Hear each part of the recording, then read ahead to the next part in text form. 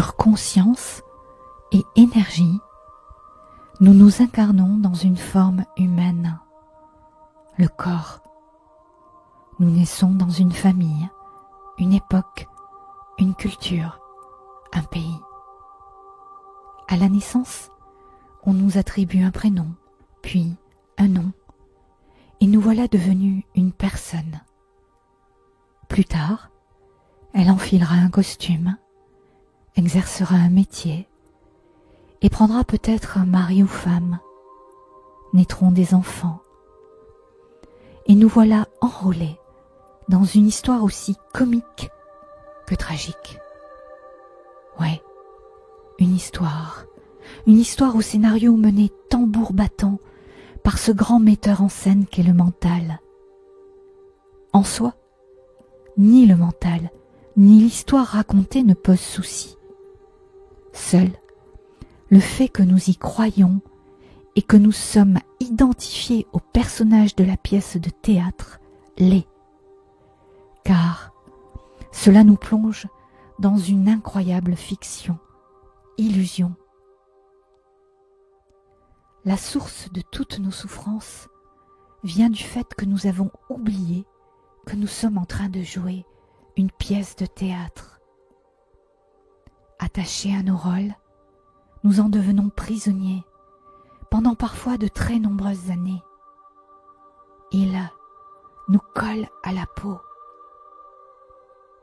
Souviens-toi du dicton « L'habit ne fait pas le moine ». Pas plus que le personnage ne fait le sage. Mais le singe? Oui. D'ailleurs, les Chinois ne nomment-ils pas notre mental le vieux singe fou? Un jour, à l'entracte, certains passeront par hasard sous le feu d'un projecteur. Soudain, traversés par cet éclair lumineux, ils réaliseront cette étrangeté. D'autres s'endormiront pour un retour vers l'au-delà, bercés par toutes les jolies histoires qu'ils se sont racontées. Pour cela, la transcendance et la découverte de la vérité sera pour une autre vie. Mais qu'importe, car le temps psychologique n'existe que sous la forme humaine. Leur tour viendra. Cependant, nous ne sommes pas obligés d'attendre. Pourquoi pas maintenant, là, tout de suite? Installons la conscience dans le cœur et restons-y. Le réveil a sonné, l'heure de l'éveil, la fin de la pièce de théâtre est imminente. Retirons nos costumes, nos masques, oublions nos rôles et retrouvons nos véritables natures. N'ayons pas peur de nous réveiller. Le choc est parfois brutal, mais salutaire. Un acte d'amour pour la terre, la vie. En t'éveillant à ta véritable nature, tu ressens la vibration et l'essence même de notre terre-mère. En te libérant, tu la libères, la soignes, la guéris. Éveille-toi, retrouve ta nature originelle. Tu es la conscience pure et manifestation de l'énergie d'amour inconditionnel.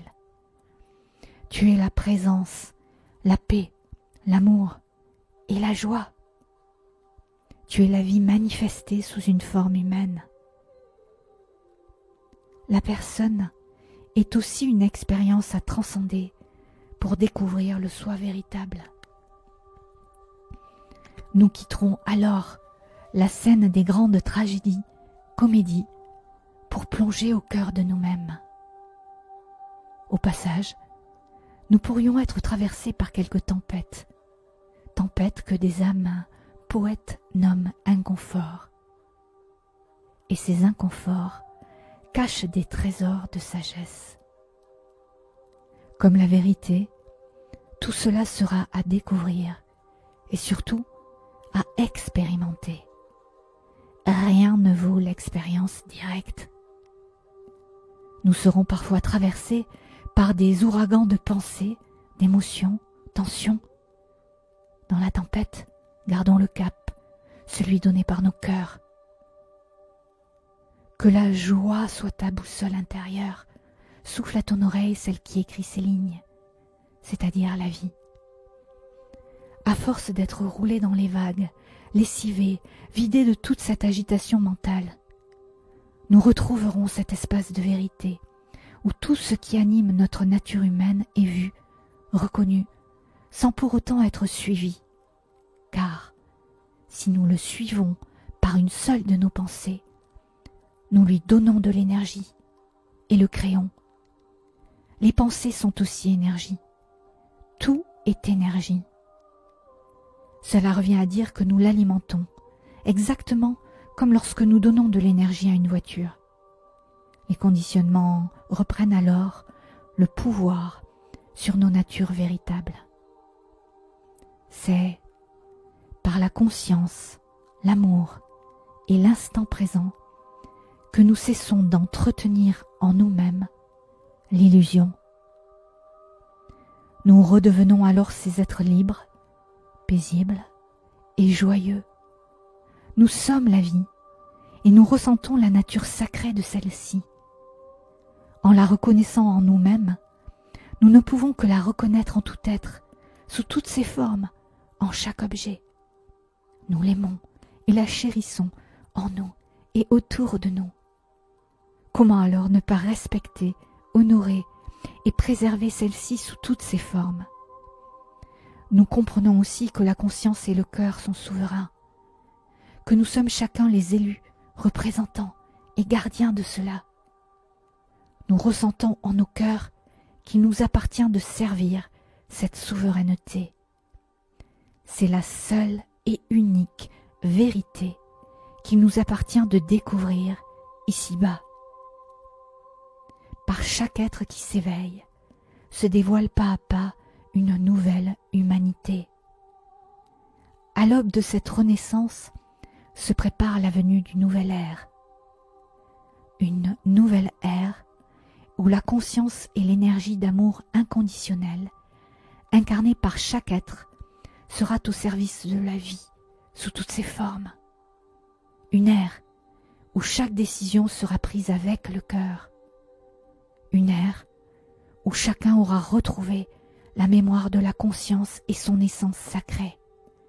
Une ère où chacun, libéré du joug de ses conditionnements, pourra laisser rayonner la paix, la joie, l'amour, la créativité qu'il est. Une part de nous sait et sent que la traversée de nos peurs nous amène à l'essentiel. Une part de nous sent et se souvient que si le corps meurt, la conscience demeure. Une part de nous sent et se souvient que la mort est un changement d'état de la matière. Une part de nous sent et se souvient que la conscience est immortelle et infinie. Une part de nous sent et se souvient que nous sommes une émanation de la source. Redevenons des êtres libres. Ensemençons la terre de la pure conscience et l'amour inconditionnel que nous sommes. Puissions-nous chacun ressentir cela en nos cœurs. Puissions-nous avancer ensemble, avec foi et courage, à la libération de nos êtres. Ils ne demandent qu'à retrouver leur nature véritable. Puissions-nous œuvrer, par l'exemple rayonnant de la présence, à la construction d'un monde de paix. Que la conscience, l'amour, la joie, la paix, la créativité soient avec tout mon amour.